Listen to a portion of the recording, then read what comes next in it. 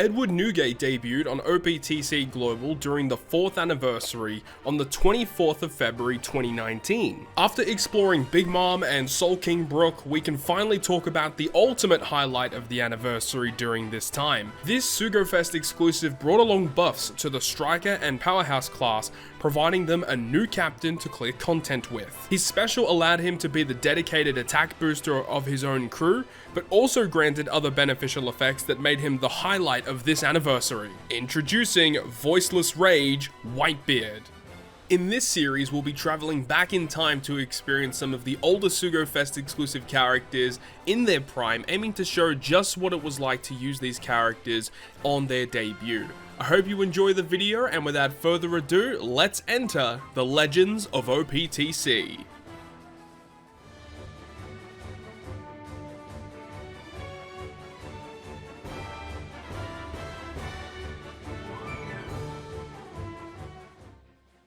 So thank you very much for checking out yet another episode of the Legends of OPTC, and today we're going to be concluding the 4th anniversary celebrations of One Piece Treasure Cruise Global, and that is going to be with a character that debuted on Global first.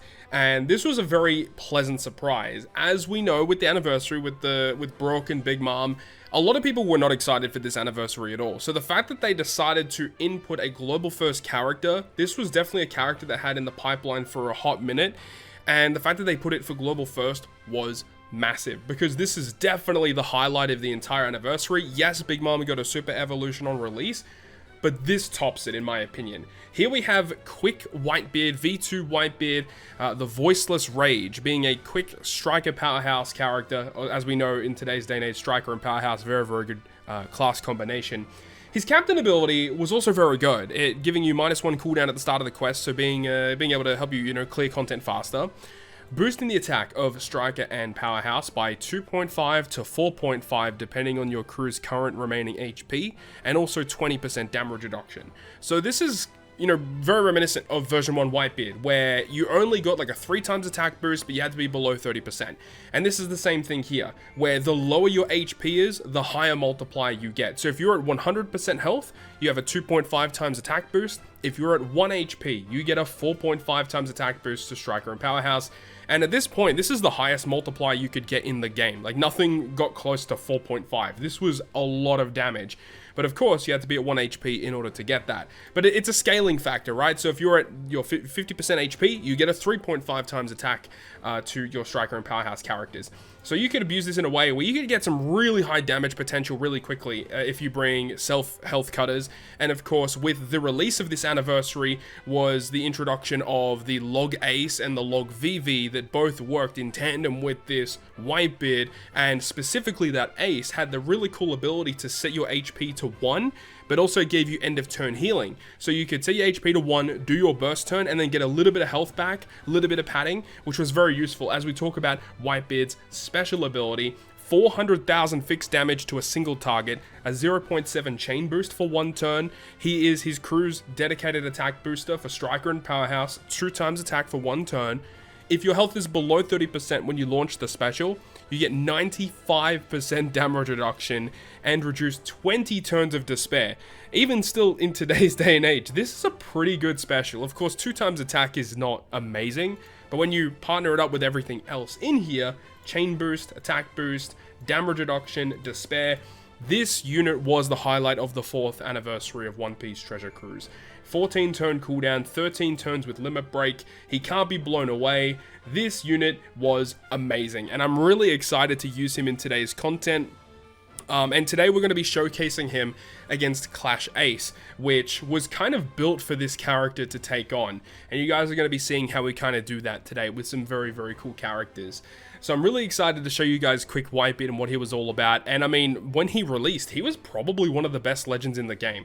Then the real downside to him is that he's restricted to Striker and Powerhouse, which at the point of this release, Striker and Powerhouse had some good units, but I don't think they were ultimately the best. Powerhouse definitely had some cool things going for them. Striker a little bit on the lower end. And I guess kind of the only real drawback to this character was you got the most out of him by being at low HP, and it's very risky at being low HP.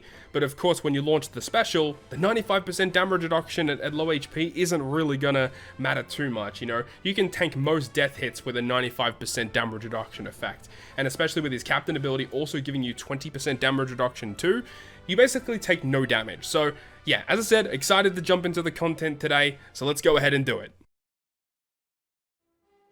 And now we're in game with the man himself, Edward Newgate, captain of the Whitebeard Pirates. After Ace was released, he gave his final orders as captain and faced the Navy alone. Despite being grievously injured, he let out a huge quake that shook all of Marineford, causing those that witnessed it to dub him a fiend. So this is the pre-super evolved version of Whitebeard, 6-star version, and he is ready to go, level 99 with everything that he will require for this content today. He's got that captain ability, of course, the really powerful special, and I'm excited to use him today. As I said briefly before, he was probably one of the best legends in the game on release.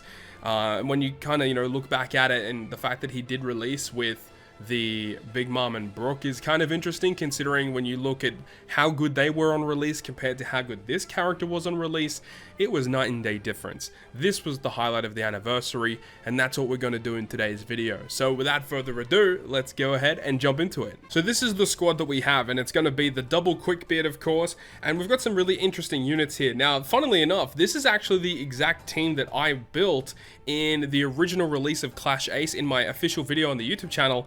This is the team that I actually used. And we're using some pretty cool stuff here with like Neo Neptune. Now this character, pretty awesome unit, you know, giving a boost to Striker and Powerhouse, so synergizes well with Whitebeard. The fact that it all boosts for multiple different turns, and then you have the support of this Shirahoshi, which was a free-to-play unit that came alongside Neo Neptune, and when you use his special, we can remove 3 turns of burn, so he was actually perfect for this. And we're also using the Log Ace, the character that came out in the anniversary alongside Whitebeard, and this special is so good, setting your HP to 1, removing poison, get rid of special bind, paralysis, healing at the end of the turn, changing empty block and bomb to matching, and then removing 5 turns of threshold. Like, this special was amazing at the time, and of course synergized well with Whitebeard.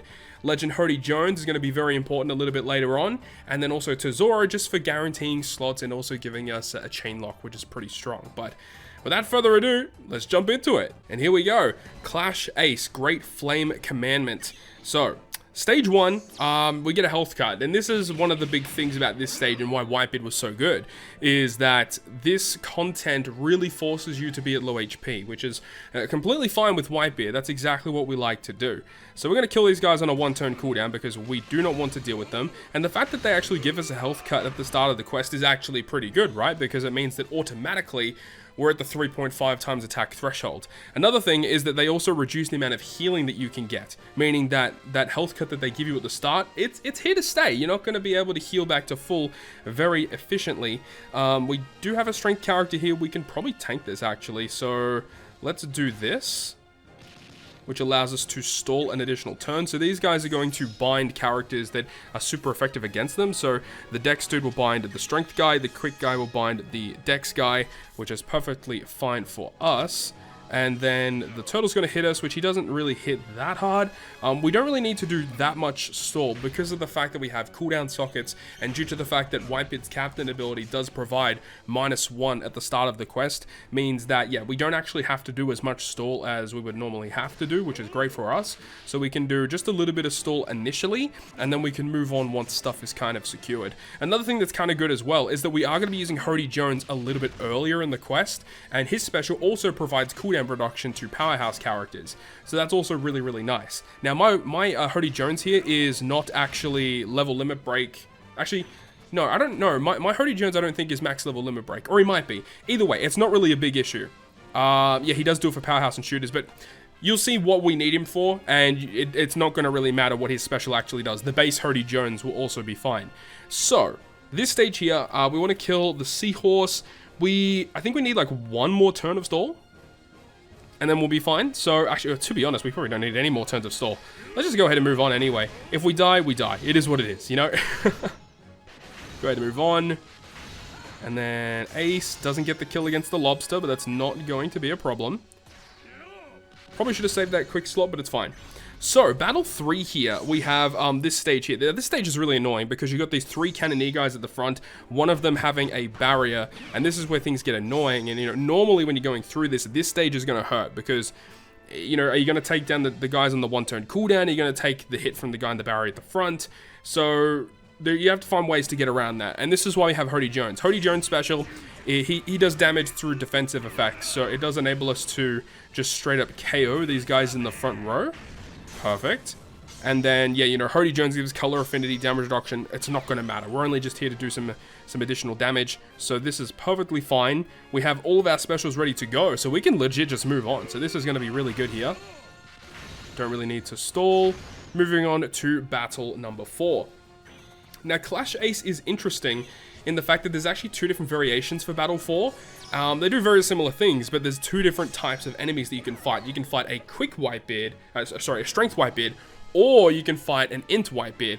It's really, really interesting. I don't know why they did that specifically, but now we move on here to this stage where we only get the ability to launch 3 specials for the rest of the quest, pretty much. So from here on out, we can go ahead and use the Ace special ability.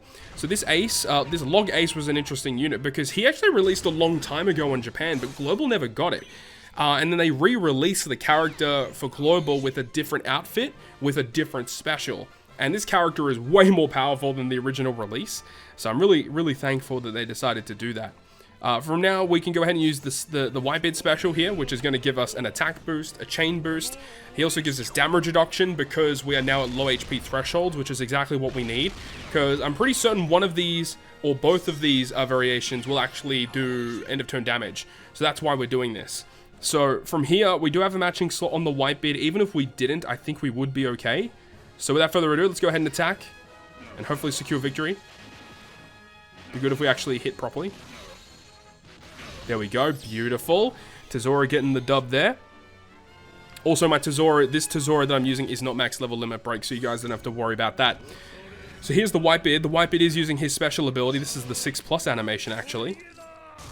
And because we have our damage reduction, we will tank that hit very, very fine, because we have both Whitebeards with 20% damage reduction, 95% damage reduction with the special ability activation, so that's not going to be an issue. So here we have Ace. So he's going to remove our beneficial effects, 12 turns of despair, which is one of the big issues with this quest, is that he gives you a lot of despair. It's hard to get through it. So one of the good things about this is that Whitebeard has the really cool special of all of those beneficial effects, but if you're below 30% HP, 95% damage reduction, and remove 20 turns of despair. So this is exactly why this Whitebeard is good here. So this is going to be great. We can just straight up remove the despair. We get the attack boost. We get the damage reduction, even though the damage reduction on this stage isn't very important. But Ace reacts to any kind of effect that gives you a beneficial effect. And luckily it's not that bad, because he just gives himself Enrage and he puts an HP barrier on himself. So it's not the end of the world. However, Ace with his preemptive attack gave us burn, and I believe it is 6,000 damage per burn, or per perfect that you hit. Now, when you're at these low HP thresholds, you don't want that to happen. So we're going to use the special ability of the Neptune, which is going to give us 3 turns of an orb boost to strike a powerhouse, as well as having the support activate of Shirahoshi, which will remove the burn for us, which is fantastic. And from here, we can use the special of Tezora, which will give the top and bottom row slots matching. We get a 3.5, I think, 3.5 chain lock. And that will enable us to continue and hopefully get the win. So we have the attack boost, chain boost, orb boost, and the chain lock. And let's go ahead and secure this dub. Let's get it.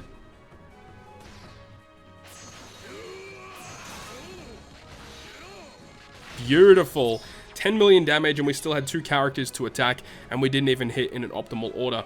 So Ace, this is where things get a little funky. He does actually revive, and you would think it's a little frightening, but he only revives with 82,000 HP, so he basically revives with nothing. He has a rainbow shield, which is whatever. So let's go ahead and use the special of the Sunny. We'll do a little bit of damage.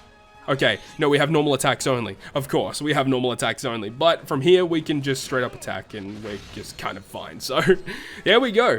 Clash Ace defeated with Whitebeard, such a fun character to use, and this is just one example of like building a team with Striker and Powerhouse that can get through it.